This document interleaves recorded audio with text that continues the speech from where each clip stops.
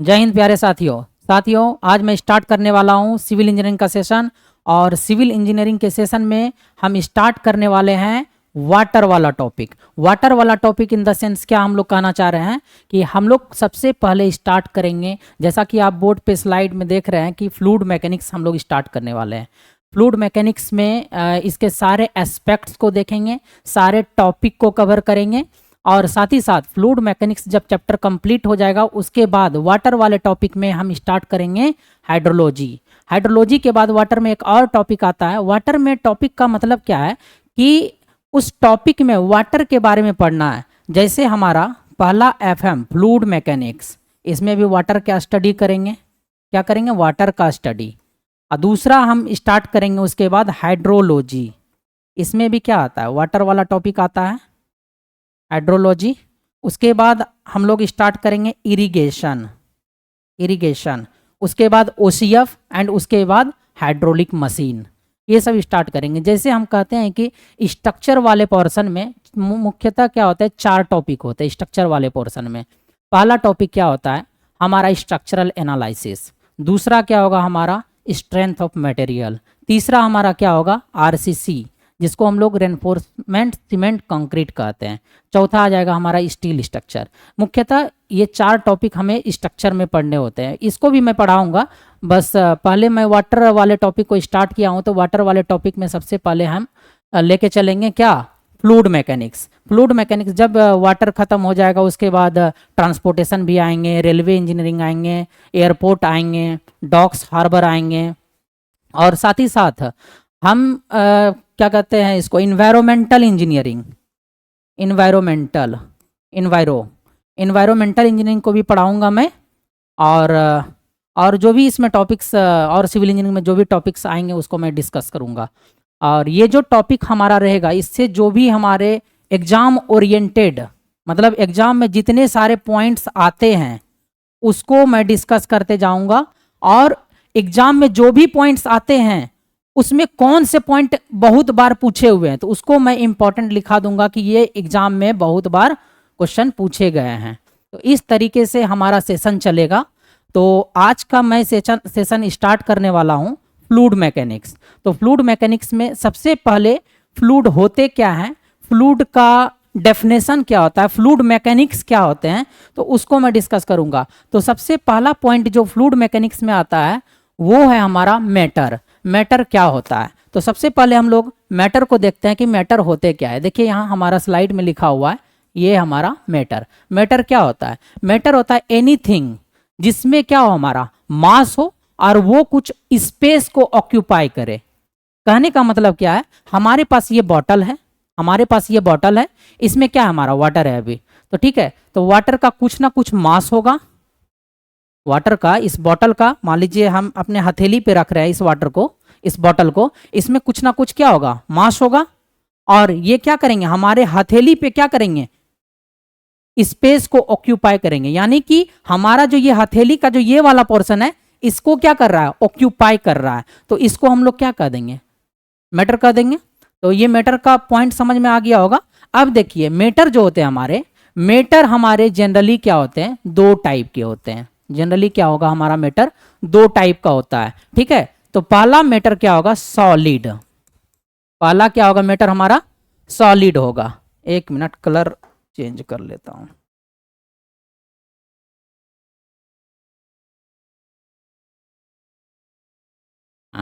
Matter हम अभी बताया मैंने कि मैटर जो है 2 तरह के होते हैं। पहला जो मैटर में बात करते हैं हम लोग, इसका बात करेंगे सॉलिड का।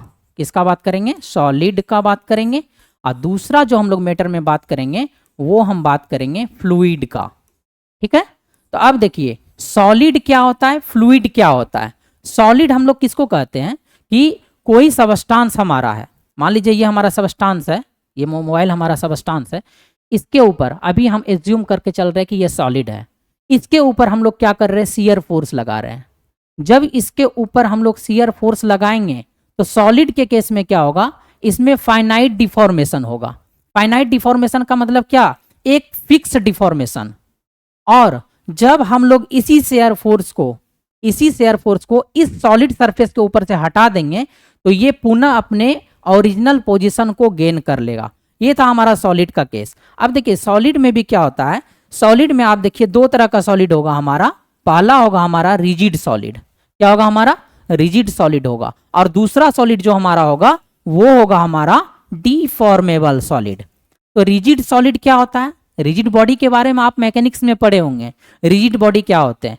तो देखिए ये रिजिड सॉलिड है, बस उसी तरीके से इसमें भी सोचना है। ये रिजिड सॉलिड हमारा, रिजिड सॉलिड में क्या होता है कि मान लीजिए ये आपका कोई बॉडी है, सॉलिड बॉडी, ओके, ये आपका क्या है, कोई सॉलिड बॉडी है। अब इस सॉलिड बॉडी में आप क्या कीजिएगा, दो पॉइंट को कंसीडर कीजिए, कहीं भी आप दो पॉइंट को कंसीडर कीजिए। मान लीजिए ये एक पॉइंट है हमारा, ठीक है, ये एक दूसरा पॉइंट है हमारा। अभी हम क्या कर रहे हैं, ये जो हम लोग सॉलिड बॉडी ले रहे हैं अभी तक इसमें कोई भी फोर्स नहीं लगा रहे हैं, बस हम ये बता रहे हैं कि इसमें एक पॉइंट यहां हम कंसीडर कर रहे हैं, दूसरा पॉइंट हम यहां कंसीडर कर रहे हैं। जब दो पॉइंट हम कंसीडर किए तो इन दो पॉइंट के बीच कोई ना कोई तो डिस्टेंस होगा। इन दो पॉइंट के बीच जो यहां दो पॉइंट लिए इनके बीच कोई ना कोई तो डिस्टेंस होगा ना। अभी हम मान लिए कि इसका डिस्टेंस हमारा क्या है, ये डिस्टेंस हमारा क्या है, स्मॉल डी है, ये हमारा स्मॉल डी है, ठीक है। अब यही सेम बॉडी है, सेम शेप का, सेम साइज का, ठीक है, हम दूसरा बॉडी कंसीडर कर रहे हैं, ठीक है। अब हम क्या किए, ये जो दूसरा बॉडी हम कंसीडर कर रहे हैं इस बॉडी पे हम लोग क्या करेंगे, फोर्स लगाएंगे। इस बॉडी पे हम लोग क्या करेंगे, फोर्स लगाएंगे। तो ये फोर्स एक F इधर लगा दिए और एक इसके अपोजिट डायरेक्शन में लगा दिए, दो फोर्स लगाएं ताकि ये क्या रहे, इक्विलिब्रियम में रहे, ठीक है, क्लियर। अब आप देखिए इस बॉडी में जहां पे हम लोग ये पॉइंट कंसीडर किए थे उसी तरीके से सेम जगह पे इस बॉडी में भी पॉइंट को कंसीडर करना है, यानी कि इसी बॉडी को इधर लेके गए हैं। अब इस बॉडी में हम लोग फोर्स नहीं लगा रहे थे और इस बॉडी में हम लोग क्या कर रहे हैं, फोर्स लगा रहे हैं। तो यहां भी एक पॉइंट है हमारा, ठीक है। अब जब इस बॉडी में हम लोग फोर्स लगा रहे हैं और जब हम इस बॉडी में फोर्स नहीं लगा रहे थे, जब फोर्स नहीं लगा रहे थे तो उस टाइम दो पॉइंट के बीच का डिस्टेंस हमारा क्या था, डी था। अब हम क्या कर रहे हैं, इस बॉडी पे हम लोग फोर्स लगा रहे हैं, तो जब फोर्स लगाएंगे तो इन्हीं दो पॉइंट के बीच का डिस्टेंस हमारा कितना रहना चाहिए, डी रहना चाहिए। यानी कि दो पॉइंट के बीच का डिस्टेंस चेंज नहीं होना चाहिए। जब चेंज नहीं होगा तो उस सॉलिड बॉडी को हम लोग रिजिड सॉलिड बॉडी कहते हैं, ठीक है। तो इसी को हम लोग रिजिड सॉलिड कहें। तो आप लोगों को समझ में आ गया होगा कि रिजिड सॉलिड क्या होता है। अब डिफॉर्मेबल सॉलिड की बात करते हैं कि भाई डिफॉर्मेबल सॉलिड होता क्या है। देखिए उसी तरीके से आप इस एग्जांपल को फिर से कंसीडर कीजिए। मान लीजिए ये हमारा कोई बॉडी है, यहां पे एक पॉइंट है, यहां पे एक पॉइंट है। अब इस पॉइंट के बीच का डिस्टेंस मान लेते हैं अब इसमें भी डी। देखिए ये एक अलग पॉइंट था तो इसको इसमें भी डी माने थे, इसमें भी हम लोग क्या मान रहे हैं, डी मान रहे हैं। तो देखिए इसको डी माने। अब हम लोग क्या किए, सेम बॉडी को कंसीडर किए, ठीक है। और जब हम लोग इस पे फोर्स लगाते हैं, ठीक है, जब इस बॉडी के ऊपर में फोर्स लगाएंगे, ये है मान लीजिए बॉडी हमारा, इसके ऊपर में फोर्स लगाएंगे तो बॉडी क्या करेगा, डिफॉर्म करेगा। डिफॉर्मेबल बॉडी है तो बॉडी क्या करेगा, फैलना चाहेगा। जैसे हम लोग को कहीं अगर सीट छोटा मिलता है, ट्रेन में जा रहे हैं सीट छोटा मिला तो अपना बॉडी को क्या कर लेते हैं, कॉम्प्रेस कर लेते हैं, एकदम छोटा कर लेते हैं बैठने के लिए। जो ही पूरा सीट खाली मिलेगा एकदम पूरा सो जाइएगा फैल के।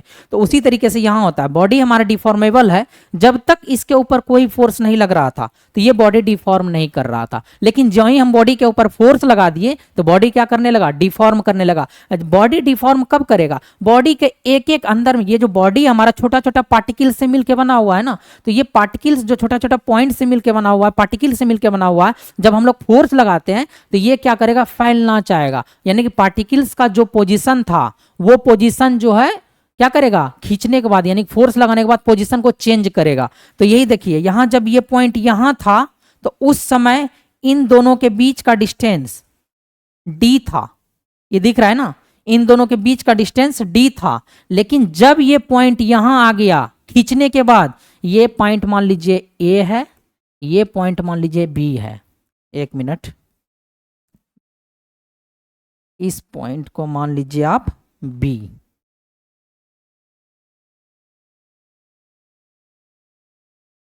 बी। लेकिन जब फोर्स लगाएं तो ये पॉइंट यहाँ आ गया, ये पॉइंट यहाँ आ गया, इसको बोल दिया हम लोग ए डैश, इसको हम लोग बोल दिए बी डैश। यानी कि हमारा क्या देखें, डिफॉर्मेबल बॉडी में जो ही हम फोर्स लगाए थे इसके पॉइंट जो है, ये पॉइंट ए वाला पॉइंट ए डैश पे आ गया, और बी वाला पॉइंट, ये जो बी वाला पॉइंट है हमारा बी डैश पे आ गया। तो इसके बीच का डिस्टेंस अब क्या हो जाएगा हमारा, डी डैश हो जाएगा। इसके बीच का डिस्टेंस अब हमारा क्या हो जाएगा, डी डैश हो जाएगा। तो यहां से हम लोग क्या कह सकते हैं कि बॉडी हमारा क्या कर गया, डिफॉर्म कर गया। ये फिगर थोड़ा सा छोटा हो गया, वैसे आप लोगों को समझ में आ गया होगा कि इसमें मैं कहना क्या चाह रहा हूँ। डिफॉर्मेबल बॉडी क्या होते हैं, फोर्स लगाएंगे बॉडी का पॉइंट्स भी डिफॉर्म कर जाएगा, आगे बढ़ जाएगा, और उसके बीच का डिस्टेंस जो है वो क्या कर जाएगा, चेंज कर जाएगा। और यहाँ पे क्या हो रहा है, बॉडी के ऊपर फोर्स लगाएं तो भी इसका डिस्टेंस, दो पॉइंट के बीच का डिस्टेंस चेंज नहीं करता है। तो ये हो गया हमारा rigid body, rigid solid body, और ये हो गया हमारा डिफॉर्मेबल सॉलिड बॉडी। देखिए सबसे पहले अभी इसमें हम बात किए सॉलिड के बारे में। सॉलिड के बारे में जब बात किए तो उसके बाद हम लोग बात करते हैं लिक्विड क्या होता है, सॉरी फ्लूइड क्या होता है। फ्लूइड में ही हमारे आते हैं लिक्विड और क्या हमारे गैसेस आते हैं। फ्लूइड को ही हम लोग क्या कहते हैं, लिक्विड कहते हैं, गैसेस कहते हैं। तो अब इसके बाद हम लोग बात करते हैं किसके ऊपर, फ्लूइड के बारे में। फ्लूइड क्या होता है, तो फ्लूइड क्या होता है कि जब कोई हम फ्लूइड पे किसी भी फ्लूइड पे हम लोग क्या लगाते हैं, शियर फोर्स लगाते हैं। जब हम लोग फ्लूइड पे शियर फोर्स लगाएंगे या कोई भी फोर्स लगाएंगे तो वो क्या करेगा, कंटिन्यूअसली डिफॉर्म करेगा।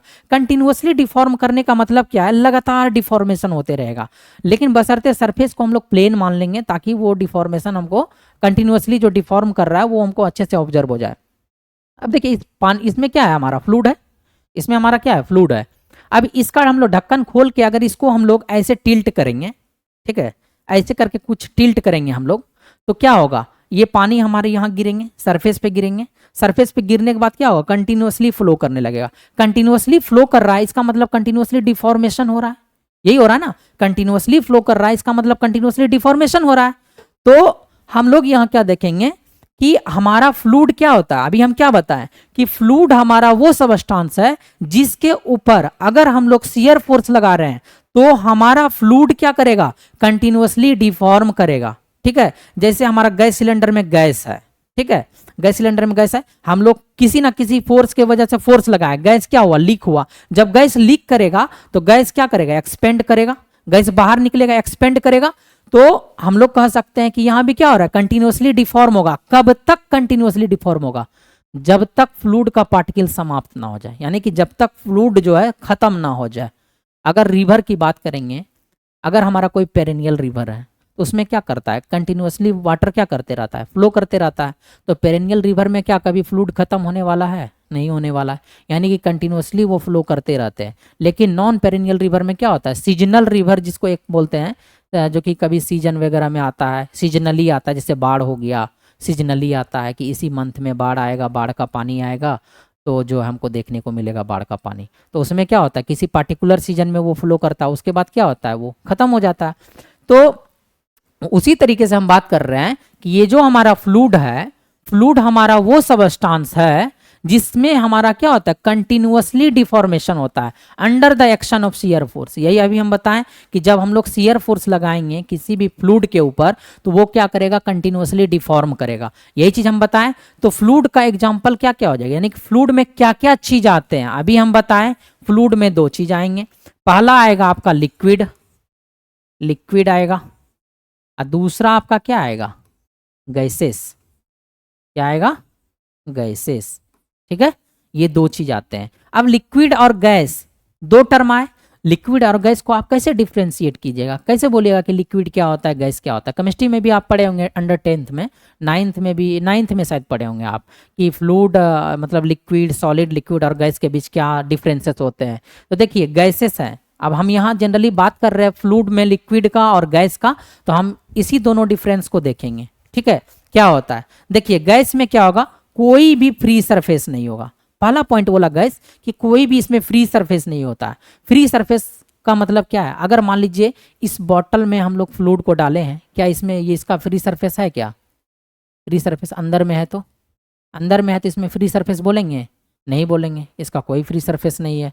लेकिन यही ओपन रहेगा, एटमॉस्फेयर के कांटेक्ट में रहेगा तो बोलेंगे फ्री सरफेस है इसमें। ठीक है, लेकिन ऐसे जनरली इसको खोल के ही, ढक्कन को खोल के ही रखते हैं, तो हम बोलते हैं कि इसमें फ्री सरफेस है हमारा अभी, अगर लिक्विड है इसमें तो। लेकिन गैस को देखेंगे सिलेंडर में पैक करते हैं, सिलेंडर में पैक करके रखते हैं। ऑक्सीजन हो गया, जैसे खाना बनाने वाला रसोई में जो सीएनजी गैस है, सीएनजी कहते हैं, CH4 मीथेन वाला जो गैस है आपका, तो उसमें भी क्या होता है आपका सिलेंडर में पैक रहता है। कोई भी गैस जो है सिलेंडर में ही पैक रहता है, तो सिलेंडर में पैक रहता है तो उसमें हम लोग क्या बोलेंगे, फ्री सरफेस नहीं। अगर हम लोग उसको एटमॉस्फेयर में रिलीज कर देंगे तो क्या आप उसमें फ्री सरफेस ढूंढ लीजिएगा। एटमॉस्फेयर में इस तरीके से फैलेगा कि आपको पता नहीं चलेगा कि हमारा गैस किस किस डायरेक्शन में फैला है। ठीक है, चारों साइड एटमॉस्फेयर में फैल जाता है हमारा गैस। ठीक है, तो इसमें कोई भी फ्री सरफेस नहीं होता है। पहला पॉइंट ये है, कोई भी शेप नहीं होता है। शेप इन द सेंस क्या कहते हैं हम, शेप इन द सेंस क्या कर रहे हैं, अगर इसको हम लोग किसी 5 लीटर वाले कंटेनर में, 5 लीटर वाले गैस के कंटेनर, गैस सिलेंडर वाले कंटेनर में रखेंगे तो उसका शेप गैस सिलेंडर का जैसा शेप रहेगा वैसा ले लेगा। ठीक है, तो ये चीज़ आपको समझ में आ गया होगा। ठीक है, कि इसमें कोई भी शेप नहीं होता है। है but no definite volume. Definite volume कहने का मतलब है, अगर 1 kg गैस भरवाना हमको सिलेंडर में, अगर आप सिलेंडर में 1 kg गैस फिल कर रहे हैं, अगर वो सिलेंडर 5 kg का है तो वो 1 kg गैस जो है उस 5 kg वाले सिलेंडर में क्या रहेगा, यानी 5 लीटर वाला अगर सिलेंडर है पूरे सिलेंडर को ऑक्यूपाई कर लेगा। यानी कि 1 लीटर वॉल्यूम वाला गैस जो है कितने लीटर वॉल्यूम वाले सिलेंडर को ऑक्यूपाई कर रहा है, तो 5 लीटर वाले वॉल्यूम, 5 लीटर वॉल्यूम वाले गैस को क्या कर रहा है, मतलब सिलेंडर को क्या कर रहा है, ऑक्यूपाई कर रहा है। तो यहां से क्या एग्जैक्ट कोई डेफिनेट वॉल्यूम पता चला क्या, हम डाल रहे हैं 1 लीटर, अब बन जा रहा है 5 लीटर। अगर उसी को 10 लीटर वाले कंटेनर में रखेंगे, पैक्ड कंटेनर होना चाहिए, जब पैक्ड कंटेनर 10 लीटर वाले में रखेंगे तो वही 1 लीटर जो है क्या शो करेगा, 10 लीटर। मतलब 10 लीटर वाले 10 लीटर में क्या कर जाएगा, वॉल्यूम की तरह एक्सपेंड कर जाएगा, पूरा एक्सपेंड कर जाएगा। अब बोलेगा कि भाई इसके किसी भी कोने में, अगर 10 लीटर वाले सिलेंडर अगर आप उसके किसी भी कोने में पहुंचते हैं तो आपको वहां पे उसका एहसास होगा कि ये गैस प्रेजेंट है। ठीक है, आगे बढ़ते हैं हम इसमें। अब हम लोग देखते हैं, ये गैस हो गया। आप बहुत सारे केमिस्ट्री में देखे होंगे इसके पार्टिकल्स, छोटे छोटे इंटरमोलिकुलर पार्टिकल्स के बीच का डिस्टेंस क्या होता है, कौन सा इंटरमोलिकुलर फोर्सेस कितना लगता है। तो गैस में सबसे कम इंटरमोलिकुलर फोर्सेस होते हैं। ठीक है, और उसके बीच के पार्टिकल्स के बीच का डिस्टेंस जो है गैस में क्या होता है, ज़्यादा होता है। ये भी चीज़ आप पढ़े होंगे केमिस्ट्री में। ठीक है, तो अब हम लोग देखते हैं लिक्विड के बारे में। लिक्विड क्या होता है, लिक्विड में जो होता है कोई भी फ्री सरफेस नहीं होते हैं। सॉरी, लिक्विड में फ्री सरफेस होते हैं। लिक्विड में जो है फ्री सरफेस होते हैं। देखिए, have a free surface. Free surface कहने का मतलब है, अगर हम किसी भी लिक्विड को एक ग्लास में रखते हैं तो उसमें क्या होता है, फ्री सरफेस होता है। ठीक है, लिक्विड के केस में। अगर फिर उसमें बात करते क्या इसका कोई शेप होता है क्या, तो हम बोलेंगे इसका कोई शेप नहीं होता है। क्यों नहीं होता है इसका शेप, अगर हम मान लीजिए हमारे पास 250 ml वाटर है, उसको हम लोग अगर किसी ग्लास में रख रहे हैं तो वो क्या रहेगा, ग्लास का शेप ले लेगा।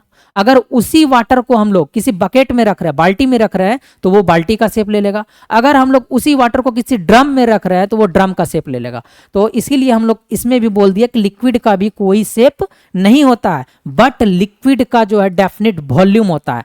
वॉल्यूम कहने का मतलब क्या है, लिक्विड का डेफिनेट वॉल्यूम कहने का मतलब है, अगर हम लोग 1 लीटर, ये 1 लीटर का बॉटल है हमारा, इसमें क्या है 1 लीटर वाटर हमारा फिल है। अगर ये 1 लीटर वाटर फिल है, अगर हम इसको 10 लीटर वाले बकेट में रखेंगे तो भी हमारा वाटर क्या रहेगा, 1 ही लीटर रहेगा। वाटर का वॉल्यूम चेंज नहीं करेगा। इसीलिए हम कहते हैं कि लिक्विड का वॉल्यूम जो होता है वो डेफिनिट होता है। समझ में आ गया होगा कि लिक्विड का वॉल्यूम डेफिनिट होता है।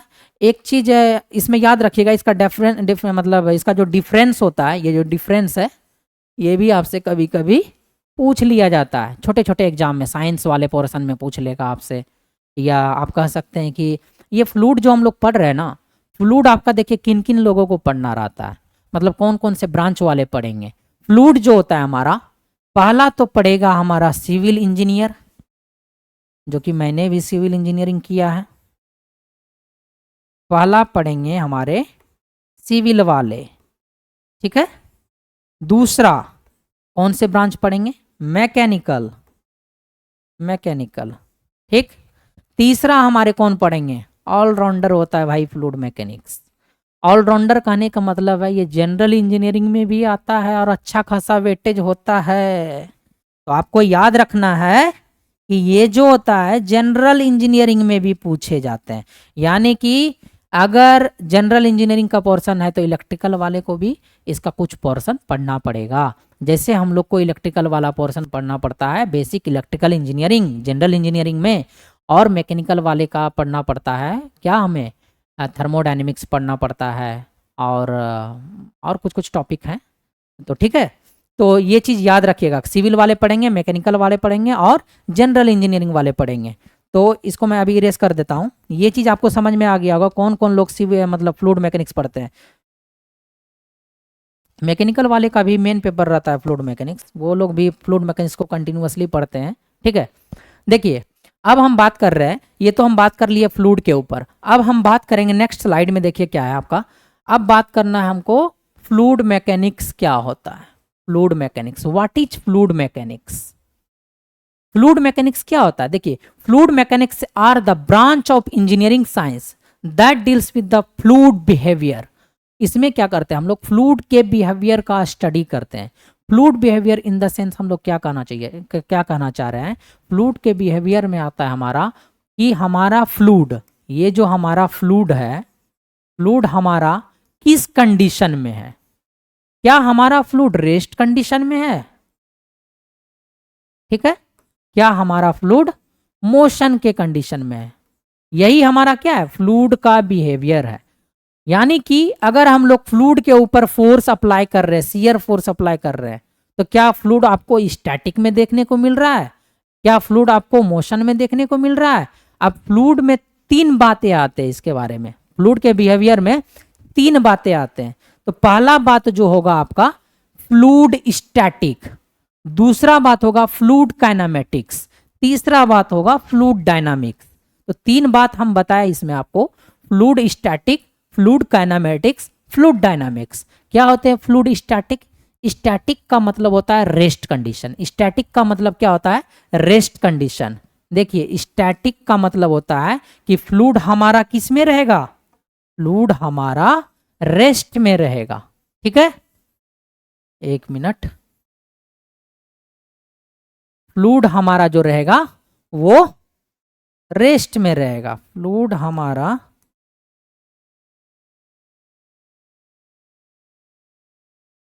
रेस्ट में रहेगा। ठीक है, अब देखिए fluid kinematics and fluid dynamics, आप पढ़े होंगे मैकेनिक्स में काइनेमेटिक्स एंड डायनामिक्स।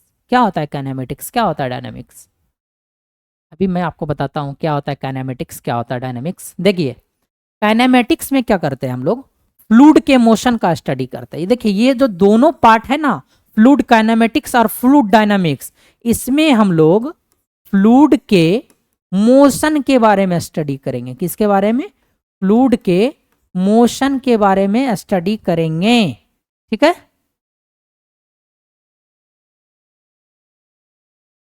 ठीक, फ्लूइड के मोशन के बारे में स्टडी करेंगे। सर आप बोलिएगा कि सर आप तो बताए फ्लूइड काइनेमेटिक्स फ्लूइड डायनेमिक्स दोनों में फ्लूइड के मोशन के बारे में स्टडी करेंगे, तो दोनों के बीच डिफरेंसेस क्या होगा, क्या डिफरेंस होगा दोनों के बीच, fluid kinematics and fluid dynamics के बीच। तो आप बोलिएगा कि सर फ्लूइड मैकेनिक्स में हम लोग फ्लूइड के मोशन के बारे में तो स्टडी करेंगे, लेकिन फ्लूइड को मोशन में लाने के लिए जो फोर्सेस हमारे रिस्पॉन्सिबल थे, जो फोर्सेस हमारे रिस्पॉन्सिबल थे, उस फोर्स को कंसीडर नहीं किया जाएगा किसमें, फ्लूइड काइनेमेटिक्स में। तो हम बोलेंगे फ्लूइड जो है इसमें होता है क्या, हमारा मोशन में, फ्लूइड क्या होगा, मोशन में होगा। हिंदी में लिख देते हैं, लिखिए फ्लूइड मोशन, रुकिए एक मिनट, फ्लूइड क्या होगा, मोशन में होगा। ठीक है, बट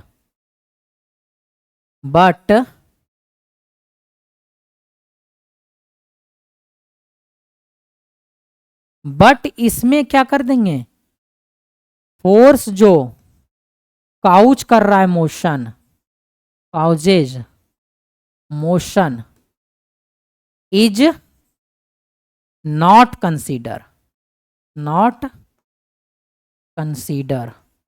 ठीक है, इसमें क्या करते हैं, force causes due to motion is not consider.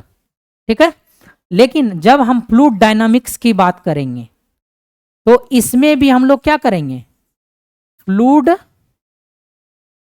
के मोशन का स्टडी करेंगे। क्या करेंगे, फ्लूइड के मोशन का क्या करना है, स्टडी करना है, करना है। ठीक है, फ्लूइड के मोशन का स्टडी करना है इसमें, और साथ ही साथ इस फ्लूइड को जो फोर्स मोशन में लाता है उसको भी कंसीडर करना है। तो इसमें क्या करेंगे, force causes due to motion, due to motion are considered, are considered. आपको ये चीज समझ में आ गया होगा, आई होप आप लोग समझ गए होंगे। ठीक है, तो हम लोग अब आगे बढ़ते हैं इसमें। ये तो हम बता दिए फ्लूइड मैकेनिक्स क्या होता है, ठीक है, fluid static, fluid kinematics, fluid dynamics. अब हम लोग आगे बढ़ते हैं, अगला स्लाइड हम लोग देखते हैं। अगला स्लाइड में हमारा क्या बोलना चाह रहा है, अब देखिए फ्लूइड के वेलोसिटी प्रोफाइल को देखते हैं हम लोग। फ्लूइड का वेलोसिटी प्रोफाइल क्या होता है, देखिए हम बात कर रहे हैं, ये हमारा क्या है, कोई सरफेस है जो कि हमारा क्या है, रेस्ट कंडीशन में, क्या है, रेस्ट कंडीशन में है। ठीक है, हम लोग कोई मान लीजिए कि अभी इसमें फ्लूइड है हमारा, इसमें क्या है, हमारा फ्लूइड है, एक मिनट, इसमें क्या हमारा फ्लूइड है। अभी मान के चल रहे हैं कि हमारा फ्लूइड स्टैटिक है, मतलब रेस्ट कंडीशन में। ठीक है, अब हम लोग क्या कर रहे हैं, इसमें एक स्ट्रिप को कंसीडर कर रहे हैं। देखते हैं इसमें कोई स्ट्रिप आ रहा है क्या, एक मिनट, स्ट्रेट लाइन। आज मेरा फर्स्ट क्लास है तो थोड़ा सा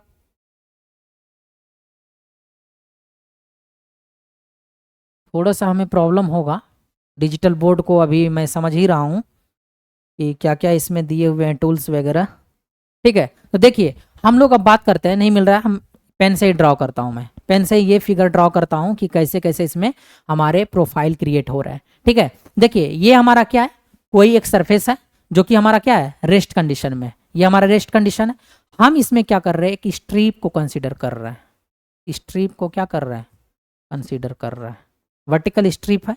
ठीक है, अब देखिए फ्लूइड का ये कुछ हाइट होगा, ये फ्लूइड का क्या होगा, कुछ हाइट होगा। तो इसमें यहाँ पे एक पॉइंट है हमारा, कलर चेंज कर देता हूं मैं ताकि आप लोगों को अच्छे से ऑब्जर्व हो सके।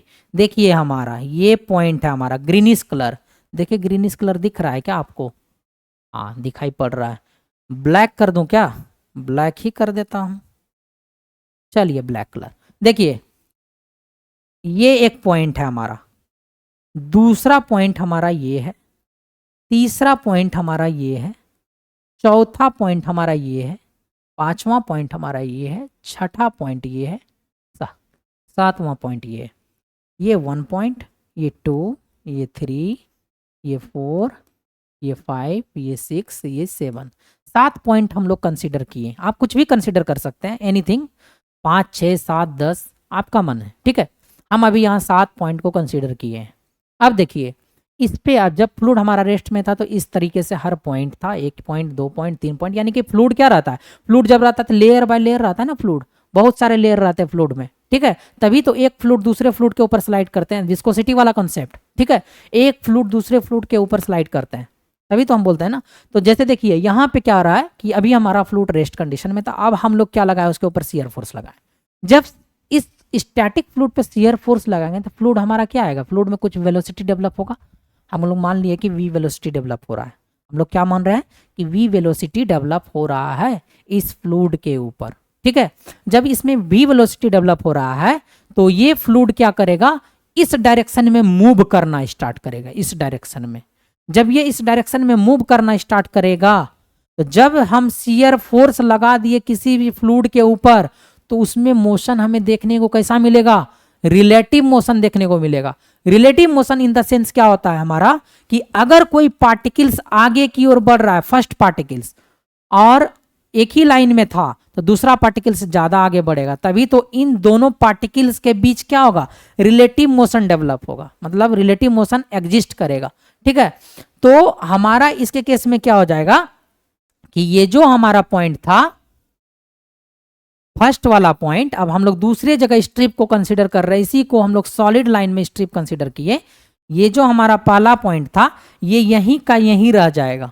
ये जो हमारा फर्स्ट वाला पॉइंट है ना, ये ब्लैक वाला, ये ब्लैकिश पॉइंट, ये हमारा यहीं का यहीं रह जाएगा। और दूसरा पॉइंट जो है, ये जो सेकेंड वाला पॉइंट है, ये थोड़ा सा आगे बढ़ेगा इससे इस फर्स्ट वाले पॉइंट से थोड़ा सा आगे बढ़ेगा, यहां आ गया मान लीजिए।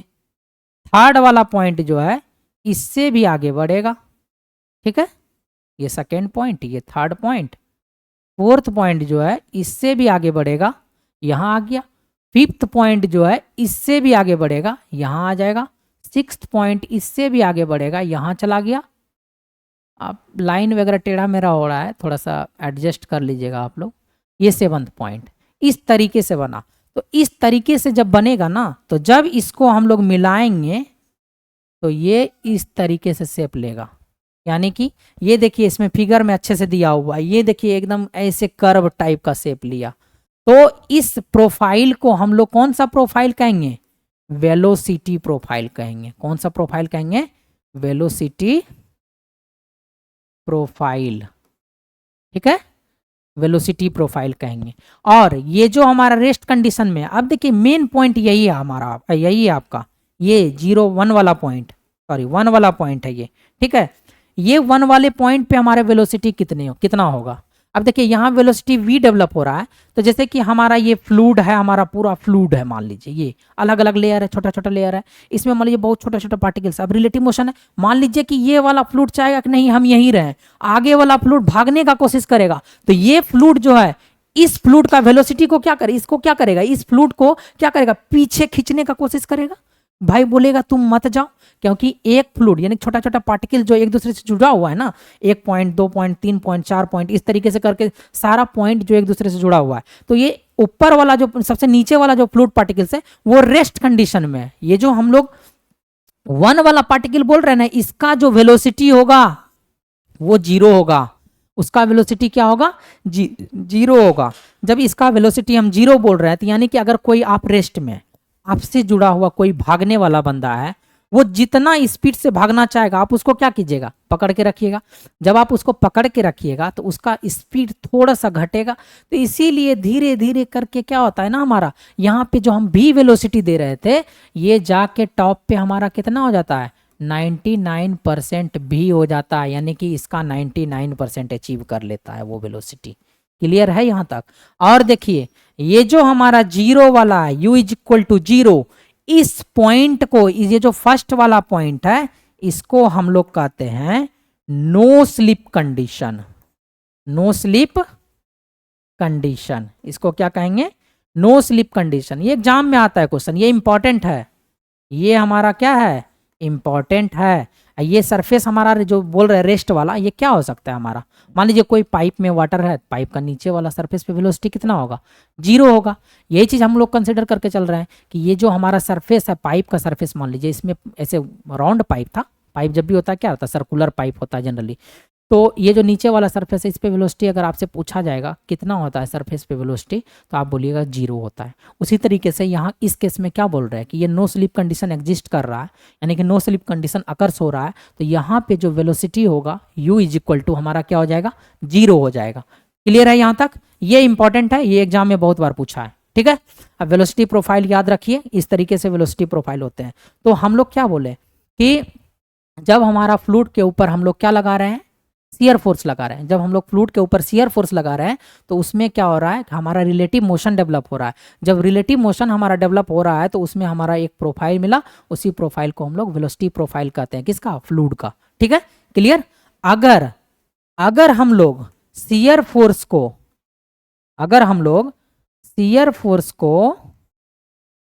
नहीं लगाएं फ्लूइड के ऊपर, अगर हम लोग शियर फोर्स को नहीं लगाएं फ्लूइड के ऊपर, तो हमारा क्या होगा, फ्लूइड हमारा क्या करेगा, कोई भी रिलेटिव मोशन एग्जिस्ट नहीं करेगा। मतलब फ्लूइड में कोई भी रिलेटिव मोशन एग्जिस्ट नहीं करेगा।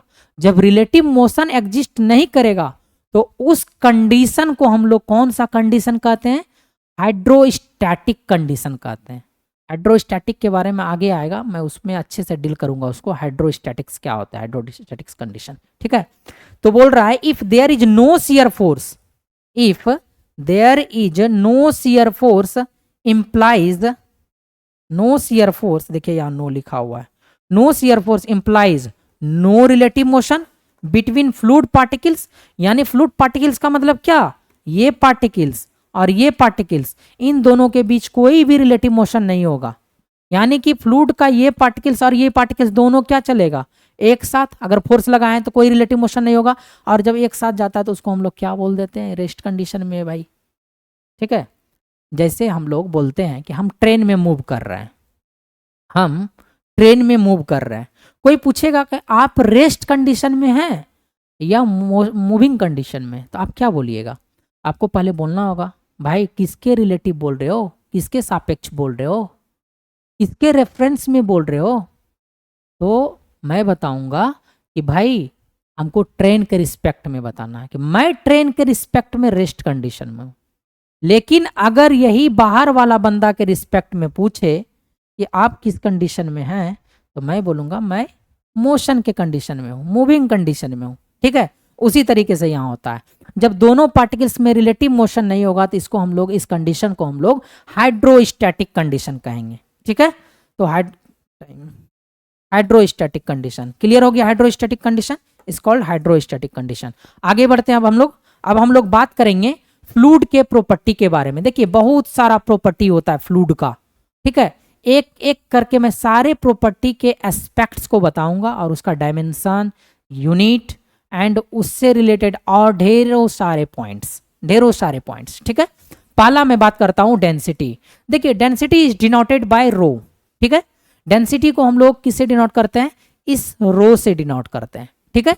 अब डेंसिटी का फॉर्मूला क्या होता है, डेंसिटी बराबर होता है, ये जो रो है हमारा, रो बराबर होता है मास अपॉन वॉल्यूम। क्या होता है, mass per unit volume is called density, यही है आपका डेंसिटी।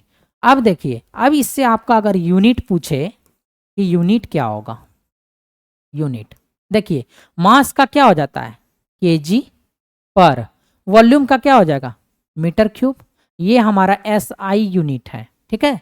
कौन सा यूनिट है, एसआई यूनिट में, क्योंकि एसआई यूनिट ही ले रहे हैं, ठीक है, ठीक है, केजी पर मीटर क्यूब, ठीक है, केजी पर मीटर क्यूब बोल रहे हैं इसमें, ठीक, क्लियर है।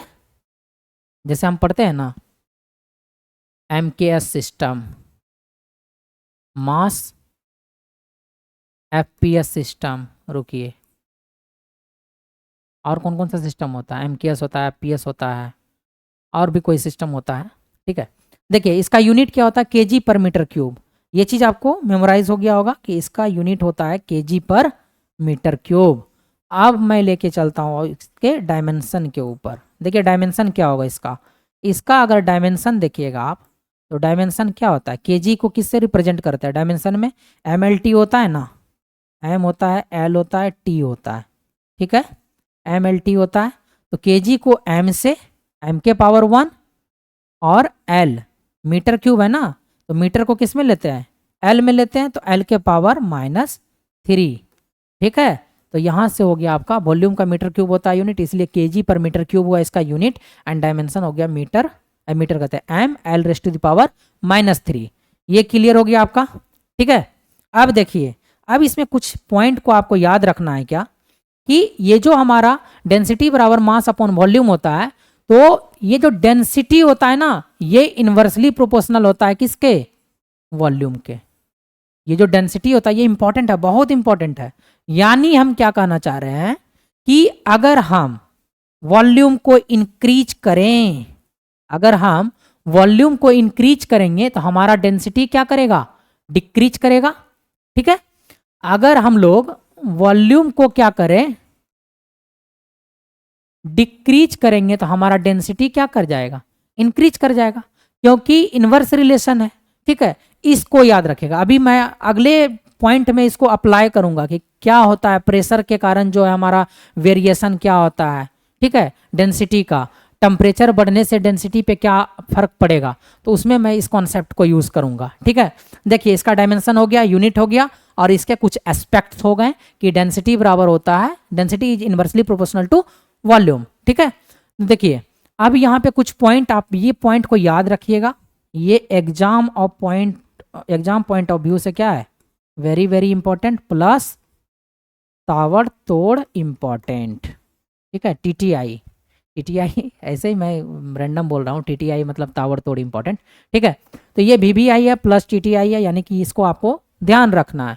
इसका क्या करता है ना, इसका एग्जाम में क्या करेगा आपसे, ये डेंसिटी वाला जो है, density of Hg, density of glycerine, density of H2O, density of oil, density of air, इसका पूछ देगा आपसे क्या, ऑर्डर पूछ देगा, किस तरीके से आप इसको इंक्रीज मतलब अरेंज कीजिएगा, मतलब किसका डेंसिटी ज़्यादा होता है सबसे पहले उसको लिखिए, उसके बाद किसका डेंसिटी जो है उससे कम होगा, फिर उससे कम होगा। तो जब आप इसको अरेंज कीजिएगा, सबसे पहले डाटा देखिए कि हमारा जो Hg है, Hg का मतलब क्या, मरकरी, Hg का मतलब मरकरी, मरकरी का आपका डेंसिटी कितना होगा, 13,600 kg पर मीटर क्यूब। ठीक है, लेकिन अगर आपसे पूछे ग्लिसरीन का डेंसिटी कितना होता है, तो आपको बताना है 1260 kg पर मीटर क्यूब, और वाटर का तो आपको पता ही है 1000 kg पर मीटर क्यूब, तो कई बार आप यूज किए होंगे वाटर का। ठीक है, अब देखिए ऑयल का अगर इस डेंसिटी पूछेगा तो आप क्या बताइएगा, 860 kg पर मीटर क्यूब। kg पर मीटर क्यूब इसलिए ले रहे हैं क्योंकि डेंसिटी का क्या होता है, यूनिट होता है, क्या होता है, यूनिट होता है, डेंसिटी का यूनिट। और अगर एयर की बात करें तो एयर का देखिए डेंसिटी कितना कम होता है, 1.26 kg पर मीटर क्यूब होता है, यानी कि एयर का डेंसिटी बहुत सारे केस में एयर का डेंसिटी को क्या मान लेते हैं हम लोग, नेग्लेजिबल मान लेते हैं, नेग्लेक्ट कर देते हैं एयर का डेंसिटी। ठीक है, तो ये चीज़ आप ध्यान रखिएगा कि एयर का डेंसिटी हमारे नहीं के बराबर होते हैं, यानी कि 1.26 kg पर मीटर क्यूब होते हैं। ठीक है, अब इसका देखिए अरेंजमेंट कैसे पूछेगा, आप अरेंज करने अगर बोलेगा आपसे, इसको अरेंज कीजिए, ये आपको ध्यान रखना कि ये वीवीआई था हमारा, वेरी वेरी इंपॉर्टेंट। तो आप अरेंज कीजिए इसको, सिंपल है अरेंज करना, density of Hg greater than density of glycerine greater than density of what, H2O, density of oil and greater than density of, last में क्या है हमारा, एयर। ठीक है, देखिए यही चीज़ था आपका, ये चीज़ आपको क्या करना है, ध्यान रखना है, डेंसिटी ऑफ एयर। तो यहाँ पे आपका जो है इस पॉइंट को मिटा देता हूँ ताकि आप लोगों को अच्छे से समझ में आए। देखिए 1 मिनट रुकिएगा भाई।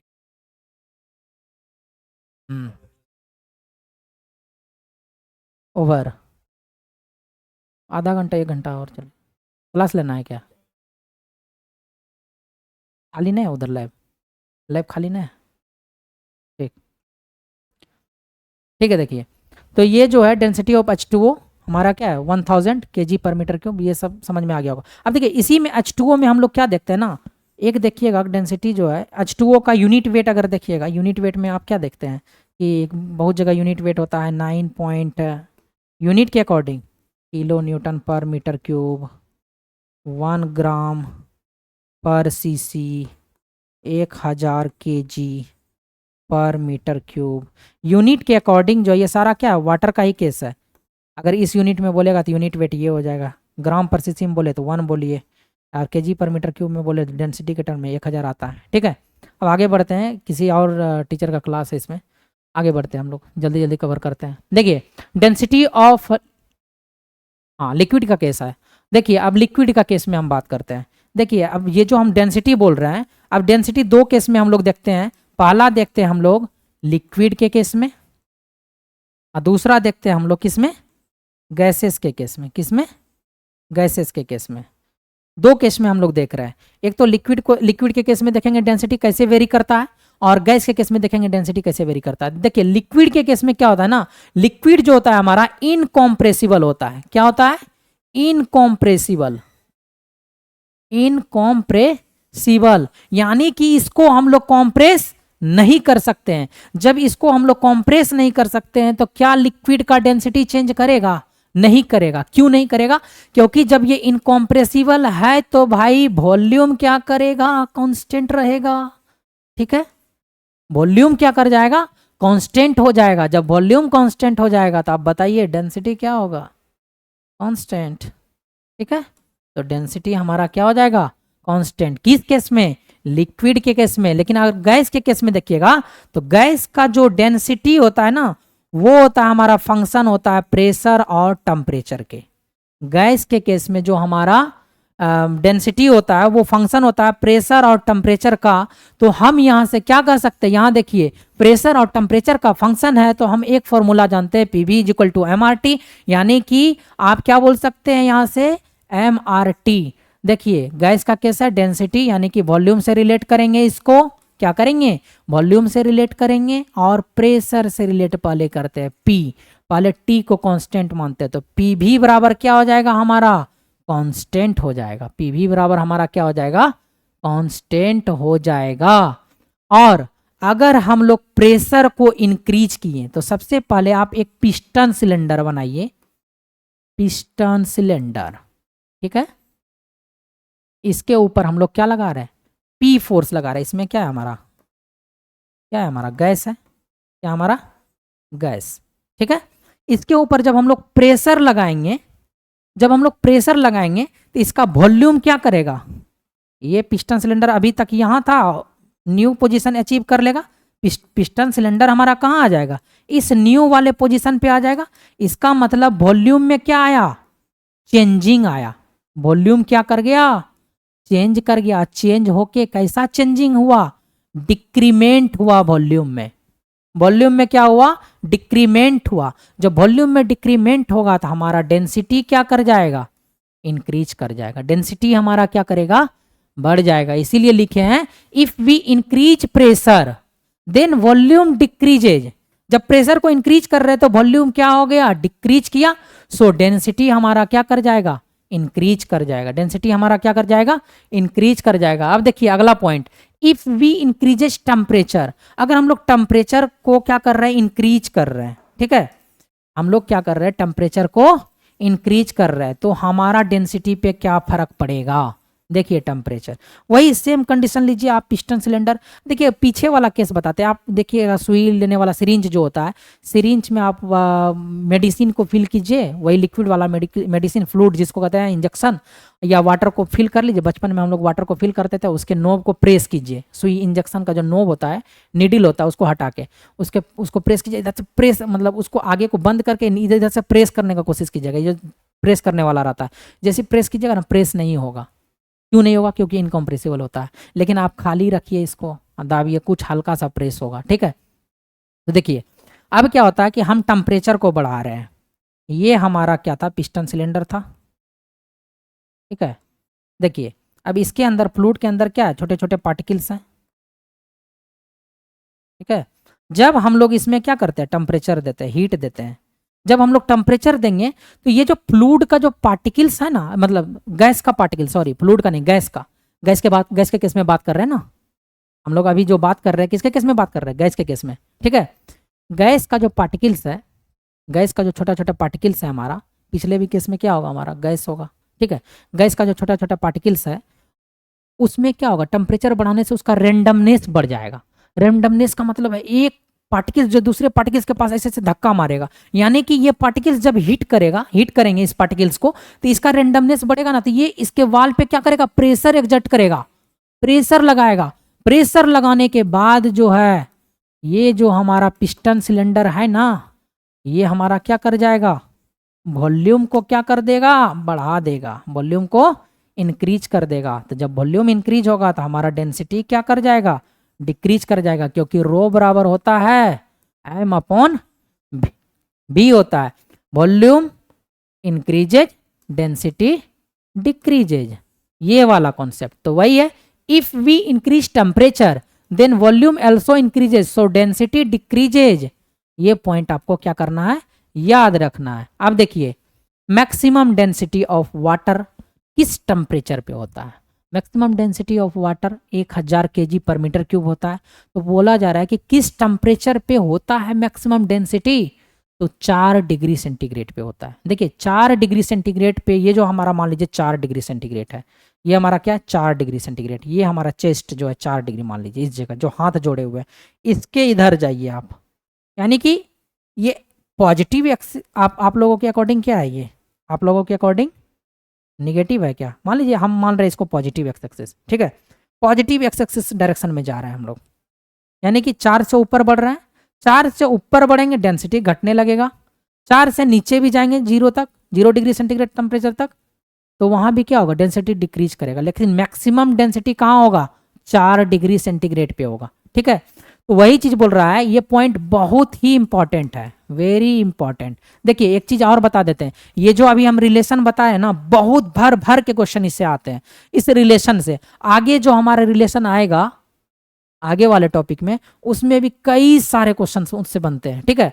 तो ये याद रखिएगा कि मैक्सिमम डेंसिटी ऑफ वाटर क्या होता है 1000 kg पर metre cube at 4 degree centigrade पे होता है। कितने डिग्री सेंटीग्रेड पे होता है 4 डिग्री सेंटीग्रेड पे हमारा क्या होता है मैक्सिमम डेंसिटी होता है किसका वाटर का। अब हम देखिए वेट को मेजरमेंट करने के लिए हमारे पास कौन कौन से इंस्ट्रूमेंट होते हैं उसको हम लोग देखते हैं। वेट को मेजरमेंट करने के लिए देखिए, वेट को मेजरमेंट करने के लिए 2 हमारे पास हैं इक्विपमेंट, ठीक है। ये इससे हम लोग क्या करते हैं वेट को मेजर करते हैं, और इससे हम लोग फिजिकल बैलेंस से हम लोग क्या करते हैं मास को मेजर करते हैं। अभी हम बताते हैं कैसे होता है। देखिए स्प्रिंग बैलेंस, स्प्रिंग बैलेंस में क्या रहता है आप देखे होंगे पहले पुराने जमाने में जो है छोटा वाला सिलेंडर तौलने के लिए ऊपर में ऐसे ऑक्स की तरह से रहेगा, ऐसे करके स्प्रिंग रहता था, ऐसे करके रहता था, इसमें हुक रहता था फंसाने वाला, और इसमें स्प्रिंग रहता था, और नीचे भी हुक रहता था। इसमें क्या करते थे हम लोग कोई भी ऑब्जेक्ट को फंसा के इसका वेट को कैलकुलेट करते थे, तो इसको कहते हैं हम लोग स्प्रिंग बैलेंस, ठीक है। तो इससे भी हम लोग वेट को मेजरमेंट करते हैं। वेट वेट क्यों मेजरमेंट कर रहे हैं क्योंकि इसका कोई मास है, इसको नीचे से क्या लग रहा है जी लग रहा है, तो वेट को मेजरमेंट करता है, ठीक है। अब देखिए वेइंग मशीन आप लोग जाते होंगे ना, 2 रुपया दे के अपना वेट मेजरमेंट करवाते हैं। वेइंग मशीन पे क्या होता है आप खड़े होते हैं, आपका वेट मेजर होता है, आप 2 रुपया देते हैं, वो भी खुश आप भी खुश, ठीक है। तो यहाँ से आप क्या किए, यहाँ से वेइंग मशीन से वेट को मेजरमेंट किए, ठीक है। अब देखिए फिजिकल बैलेंस, फिजिकल का मतलब क्या होता है फिजिकली हम लोग बैलेंस कर रहे हैं। फिजिकल बैलेंस का मतलब होता है फिजिकली हम लोग दोनों साइड बैलेंस करते हैं। फिल्म में देखे होंगे कि न्याय का तराजू, न्याय का तराजू देखे होंगे, एक साइड सत्य और एक साइड असत्य, मतलब कैसे कहते हैं सत्य परेशान हो सकता है लेकिन पराजय नहीं हो सकता है। तो फिजिकल बैलेंस में हम लोग का कैसा रहेगा तराजू, ये इस तरीके से रहता है, डंडा पकड़ने वाला ऊपर में ऐसे देखते हैं ना मार्केट वगैरह में, ये ऐसे धागा रहता है, इस जगह प्लेट रहेगा, ऐसे रहता है धागा, 4 धागा रहता है ऐसे करके इस जगह, इसमें इसमें एक साइड ऑब्जेक्ट रखते हैं इस साइड, और एक साइड मतलब इस साइड क्या रखते हैं उसको क्या बोलते हैं वेट वाला इक्विपमेंट, जिसको हम लोग ठेठ भाषा में बटखारा कहते हैं, ठीक है। 1 kg का, 2 kg का, 5 kg का, 10 kg का, 20 kg का, इस तरीके से। और इस साइड हमारा क्या रहता है जो सामान हमको खरीदना है वो रहता है, जैसे कि हम सब्जी खरीद रहे हैं तो सब्जी होगा, ठीक है।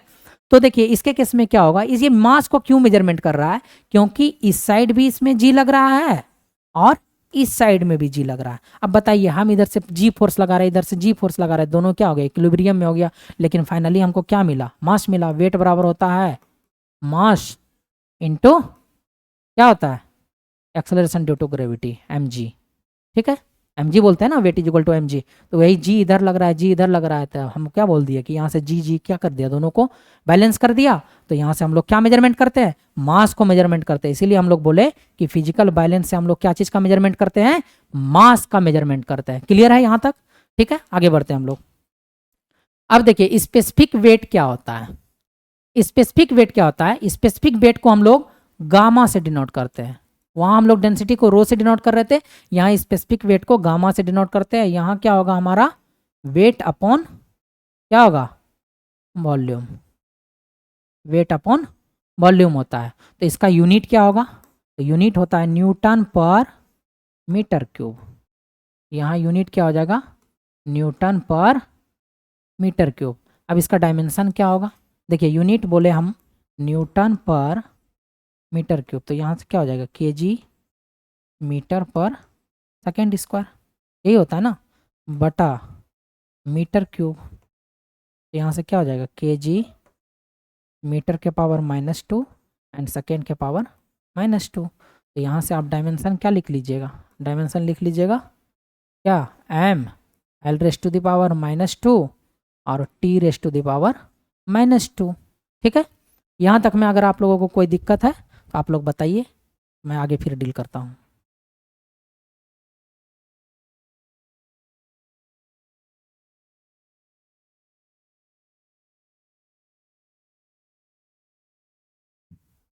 ठीक है, देखिए अभी एक फॉर्मूला बहुत इंपॉर्टेंट है, रो बराबर मतलब यूनिट वेट बराबर रो इंटू जी। रो हमारा क्या है, density into acceleration due to gravity. ये पॉइंट कहाँ से आया, जब आप क्या कीजिएगा वेट में, आप वेट को क्या कीजिएगा ना, वेट को mg लिख दीजिए और डिवाइडेड बटा वॉल्यूम लिख दीजिए। अब देखिए मास अपॉन वॉल्यूम, ये क्या हो जाएगा हमारा डेंसिटी रो इंटू जी बन जाएगा। तो ये फॉर्मूला आ गया रो जी। ये बहुत इंपॉर्टेंट है, ये बहुत बार यूज होगा आपका, ये इंपॉर्टेंट है आपका। ठीक है, ये इंपॉर्टेंट है फॉर्मूला। देखिए अब यूनिट वेट ऑफ वाटर बोलेगा तो आप कितना बोलिएगा, अभी हम बताए थे 9.81 किलो न्यूटन पर मीटर क्यूब। देखिए यहाँ यूनिट चेंज कर गया ना। ठीक है, अब देखिए फॉर गैसेस के केस में, गैस के केस में जैसे हमारा अभी जो हम पीछे पढ़ रहे थे डेंसिटी में क्या बोले, गैस फंक्शन होता है किसका, प्रेशर एंड टेम्परेचर का। यानी कि प्रेशर चेंज होने से डेंसिटी में चेंजिंग आएगा, टेम्परेचर के चेंज होने से डेंसिटी में चेंज आएगा। उसी तरीके से बोल रहे हैं कि गैस जो होता है हमारा फंक्शन होता है किसका, pressure temperature and acceleration due to gravity का। इन द सेंस हम लोग क्या कर रहे हैं, अगर प्रेशर को चेंज करेंगे तो यूनिट वेट हमारा चेंज करेगा, सॉरी यहाँ यूनिट वेट था, यूनिट वेट हमारा चेंज करेगा। अगर हमारा टेम्परेचर को चेंज करेंगे यूनिट वेट चेंज करेगा, एक्सेलरेशन ड्यू टू ग्रेविटी को चेंज करेंगे यूनिट वेट हमारा क्या करेगा, चेंज करेगा। ठीक है, ये चीज क्लियर हो गया आपका। ठीक है, अब देखिए जी ऑफ मून, यानी कि मून पर हमारा जो एक्सेलरेशन ड्यू टू ग्रेविटी है, ये जो स्मॉल जी है जिसको हम लोग ग्रेविटी कहते हैं, मून पर जो ग्रेविटी होता है वो अर्थ के ग्रेविटी का कितना भाग होता है, 1/6 भाग होता है। ये किसका, मून का। ठीक है, ये आप पढ़े होंगे बचपन में। ठीक है, मतलब 8-9 में पढ़े होंगे, 9 में। ठीक है, अब देखिए स्पेसिफिक वॉल्यूम क्या होता है, स्पेसिफिक वॉल्यूम।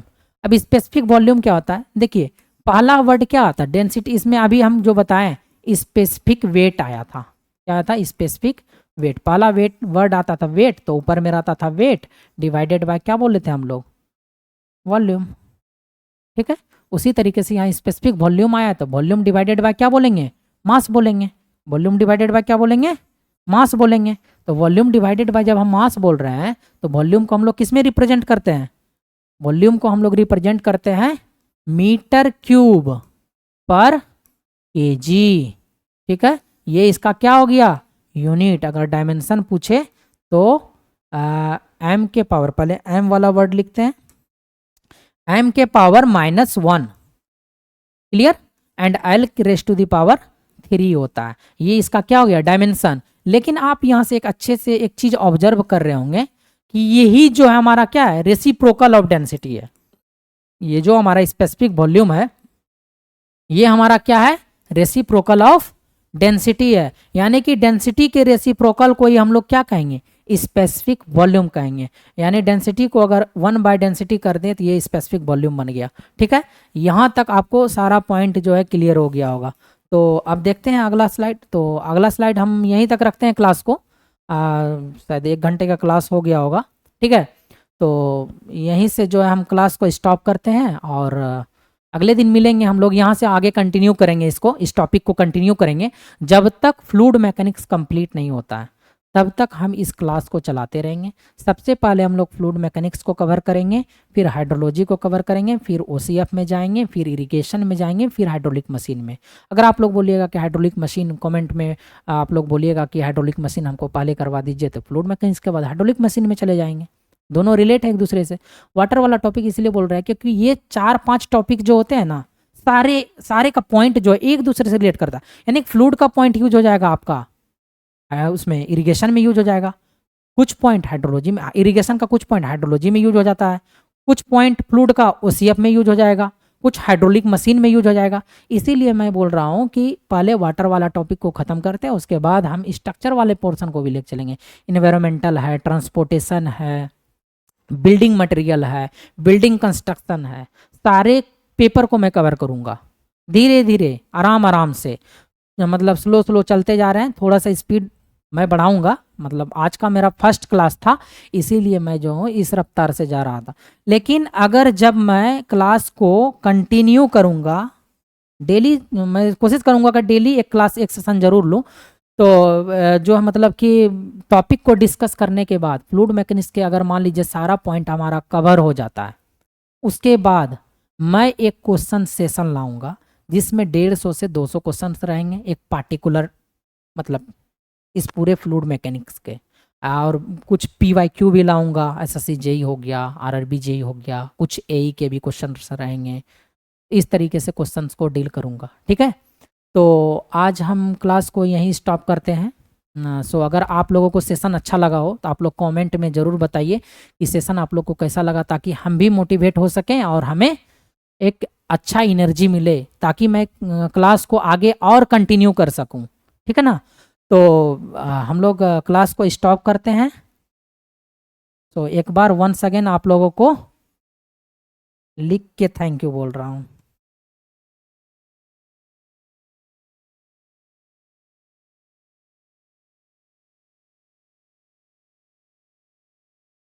Thank you.